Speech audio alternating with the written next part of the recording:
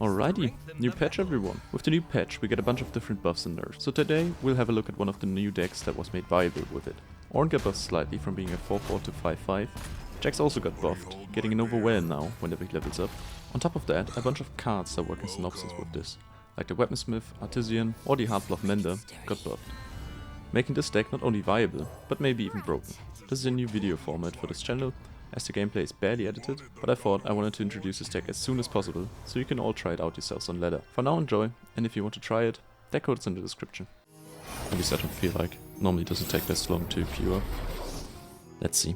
We do have a Jax for turn 2, that's good news. He has a Annie on turn 1, that's bad news. We'll see. For now I think we'll just go with the Jax, and then afterwards we'll see. We're playing the Ornn, we will have a pretty good late game. Alrighty, I imagine he's just gonna attack now, and that he is. We actually could block it. Very high likelihood of the Jax dying if we do. But we could try to get rid of her. He has 4 spell mana, so there's a lot of ways for him to counter this. Don't think we'll use the Troll Chant just now. I don't think it's that, you know, valuable or important to remove the Annie, as of now at least. It's quite far away to leveling up, so we'll forge the Ornn, it's pretty decent. Not the Ornn, excuse me, the Jax. We have an Unforgiving Cold, okay. I mean, might as well go for the Ruthless Raider here. And then we'll just attack. There shouldn't be a lot of, you know, scary drops coming from his side. He only is running Annie and Elise, so that's a very high aggression early game deck. At least that's what it looks like to me. So all in all, not that bad. Okay, odd choice, gonna be honest. There's no real point in attacking with the favored Artisan, but yeah, let's not attack with him. We're just gonna block with him instead. Okay, he's taking this trade, interesting. And he only plays that one onto the field, so we don't have a chance to block with Jax anymore. Or he only damaged Jax, so he's not gonna, or we're not gonna be able to block the Annie, I guess. We know that he's gotten the next deal 1 damage to an enemy. Might as well force him to play that now though. We are just gonna go with the Troll Chant. I think that's gonna be fine, just fine. We still have the Half-Blood Mender coming up, so our Jax is gonna be hella tough after that. So I'm not too worried. There shouldn't be a way for him to get around this killing his Annie now. Annie's not gonna level up, at least I don't believe she does. If so, we can still remove her with the fish fight, but at the point when Annie levels up, you know, there's no real point in removing her anymore. We did get a disintegrate out of him, that's good news. Only bad news is that the Jax is gonna get hit quite badly by the Tibis. Okay, so we're up to turn 6. Turn 7 we're gonna be able to drop down the Ornn. But now we'll just attack. It's gonna level up the Jax, good stuff. He obviously does not want to block with the Annie, I imagine he's just gonna go for Tibis now. We'll probably fish fight the Tibis, but we'll see. That's 2 spells, that's of course another fucking disintegrate. So of course he's running both of these copies. Yeah, it's not good.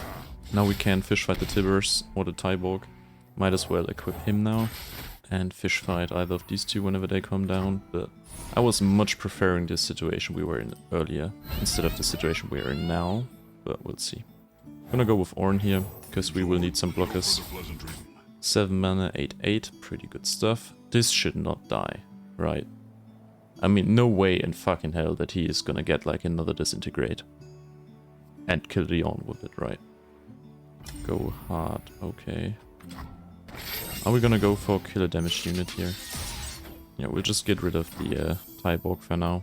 I'm doing it on him rather, or instead of the Ornn, just so that he's not gonna play killer damage unit and get away with, you know, us playing fish fight and not getting any value from that. Okay, he's gonna go with damage.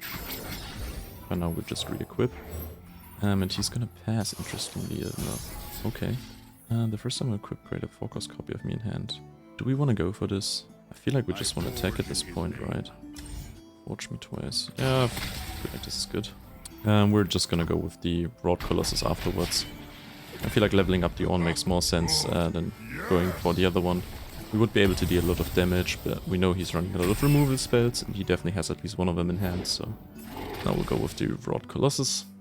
He's gonna go with his second copy of Go Hard, so next turn we're gonna be seeing the deal 5 to everybody. I guess he's gonna play Tibbers also, which is now dealing 4. That's pretty tough, eh? We'll Fish Fight, probably, pretty sure. His deal damage to a stunned or damaged unit is gonna be hella scary at this point. Deal 4 damage, it's going up to deal 7, right. We'll Unforgiving Cold this. We have another copy of this, so we'll be fine here. Don't think there's a lot of counterplay to it. And we'll go with our highest health unit, you know, just in case. Might as well play the... Actually, that's not playing anything. I imagine the Tibbers is gonna drop down now. No. So it's gonna be a deal 5 to all enemies instead. Right. It's gonna be a Withering Whale. Interesting. He's gonna be able to deal 3 damage to all of our enemy or units again next turn. Because he's gonna get that back 100%. And we'll just attack for now. I do not see any way for him to block this, but we'll see. Because even if he's playing 2 copies of deal 3 damage here, you know, that's obviously not enough to get rid of both of these. So, we'll see. Withering Whale 1 and Withering Whale 2. And what is gonna die? That's 3 damage. We'll make... Who are we gonna make survive? We'll let her survive, or him survive, and we'll block like... I don't know, like this. It doesn't really matter. Let's see if he's running another Vile Feast or something like it. No, okay. I imagine we'll see the deal 5 very soon now. And we're not prepared for it, Drain. Okay, this card is fucking ridiculous at this point. So yeah, he's gonna have the 3rd copy now, so the Ornn is gonna die like 100%, I assume. I think we're able to cycle this though to heal the Ornn, right? Yeah. Okay, so he's back to 13 health now. We could also play the Jax, but, you know, as I'm pretty sure he's gonna play the deal 5 and Drain. And now, I don't think we need to do that just yet. We'll Fish Fight the Tibbers. If he's playing that. I imagine he wants to kill us this turn, because if he doesn't have a way of getting rid of the Ornn, which he shouldn't have, that seems to be his best move. It's gonna be 6 damage to our Ornn, okay. We heal him back up with the Light of Acacia. This one has +7/+7. It's draining 3 from him, okay.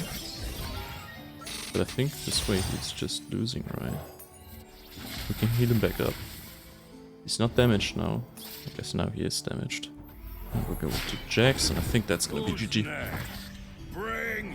That was a pretty smooth match, I'd say. I mean, there were a bunch of hiccups along the way, but we have a basically infinitely psychable Ornn. Like, he's just not gonna die, right? So, I'm pretty happy with this. So this is the strength of this deck, if you're able to get what you want, or need rather.